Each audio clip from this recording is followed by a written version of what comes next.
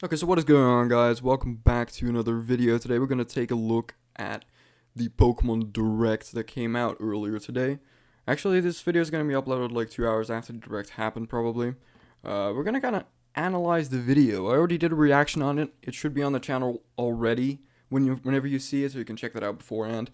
But yeah, we're going to take a look at this video and see what was up. So first off, like, the introduction was a thing, right? So, of Ishihara.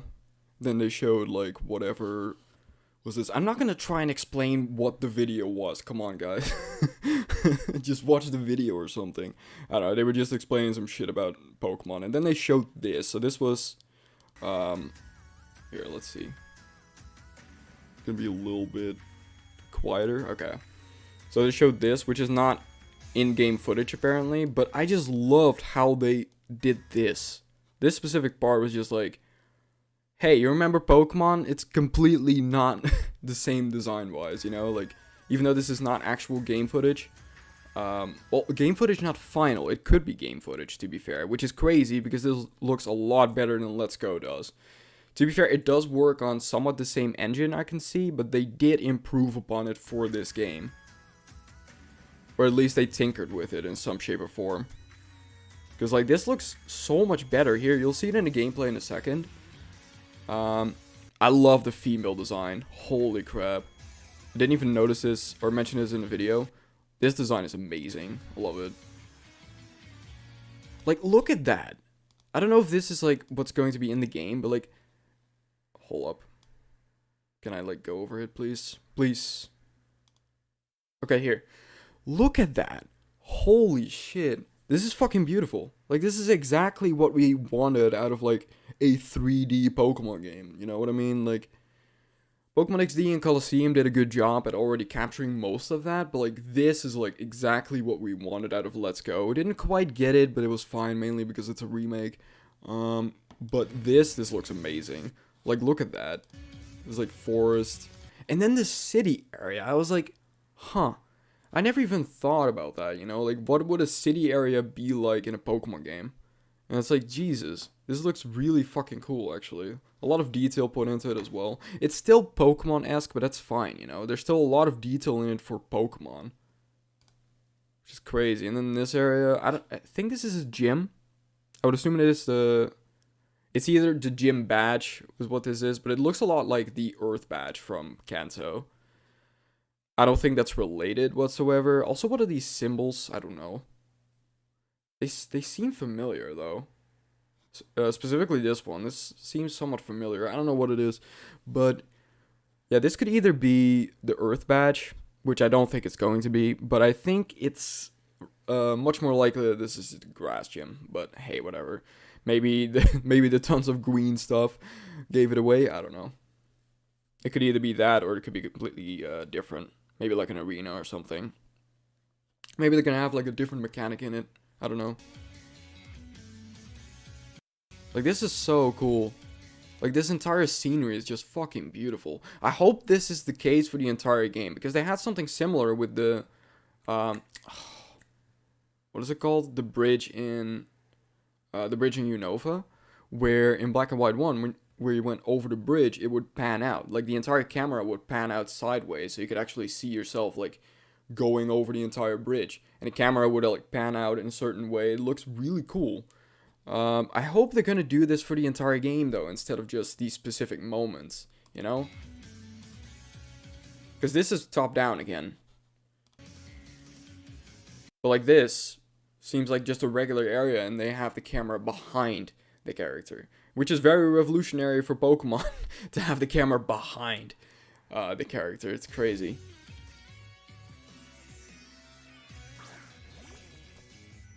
So, I don't know, they already did a pretty good job with, like, integrating the entire field, right? In Let's Go, I think. But this is, like, basically having the battle inside of, like, the same field you're in. You know, it feels very, I don't know, what is the word? Like, it suits the environment perfectly. Like, look at that. It looks so cool. I love the environments in this game. I really do. I think they look a lot better than any other game. Definitely better than Sun and Moon.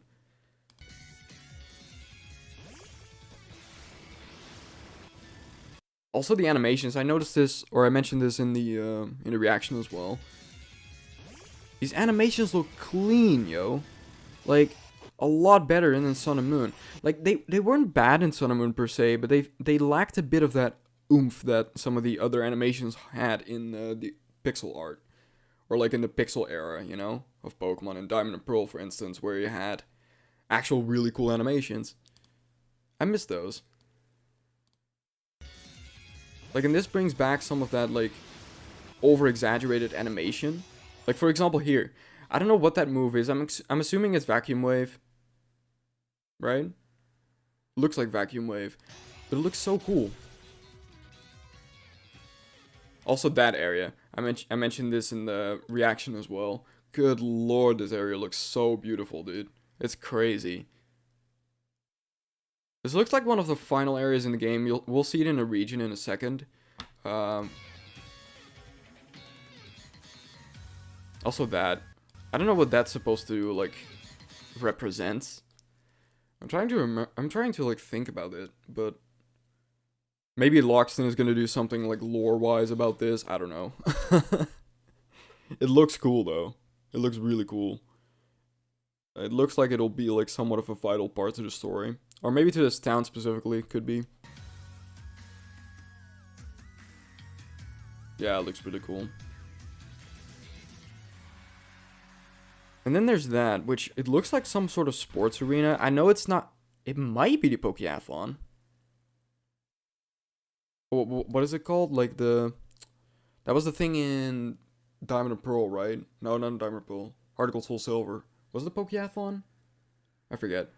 I'll add it post-production, I think. I think that's what it's called. I don't know if that's what this is, though. I'm assuming it's going to be some sort of, like, Pokemon-based sports game. Sports minigame, I mean. I don't know. We'll see.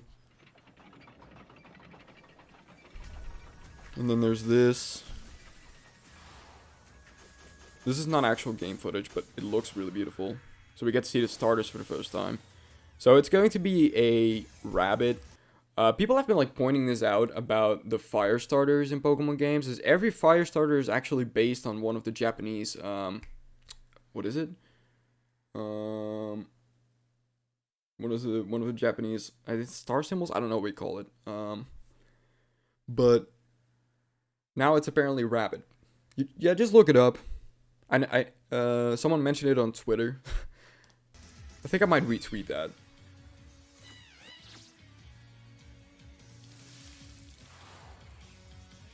So this is like a really, really cool cutscene. I like it a lot. I hope they're gonna use this type of cutscene in the game, because we've never actually, like, seen full-on cutscenes in Pokemon before, I think. As far as I remember, not really. So it would be really cool to see, like... oh, well, yeah, Sun and Moon. Sun and Moon, we've seen a couple of cutscenes. Like, in the beginning of the game, when Sun and Moon just starts, we actually get some sort of cutscene with Lily. Yeah, that's right. I hope if they're going to put cutscenes in the game, it's going to be like this. That would be so fucking cool.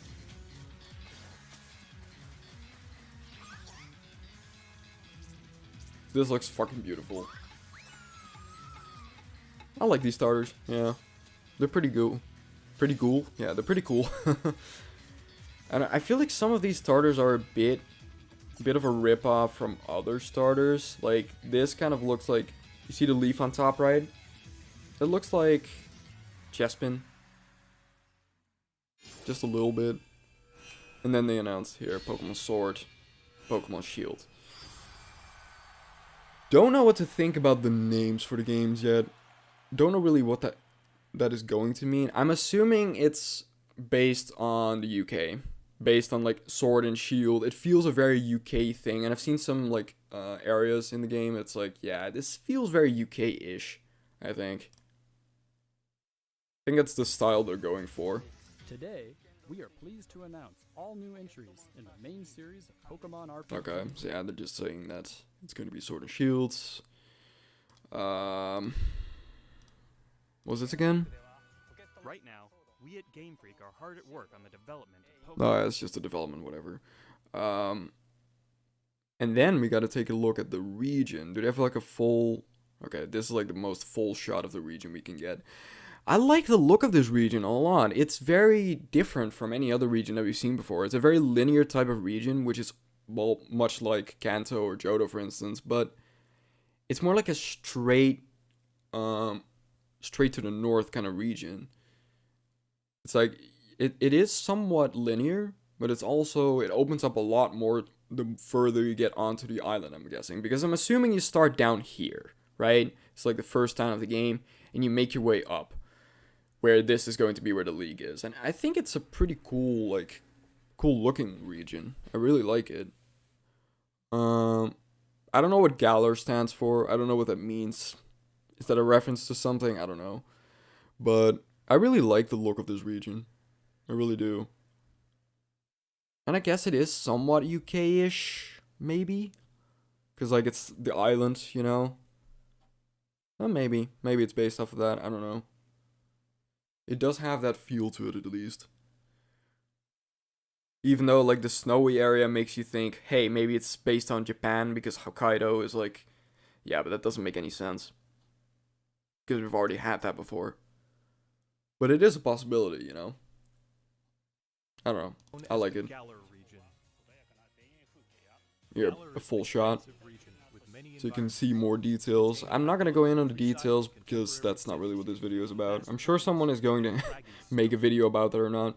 I see a couple of things of interest though. So this is the thing we saw, right? This is the area or the hill we saw with the prints on it. What are some of the other areas we saw?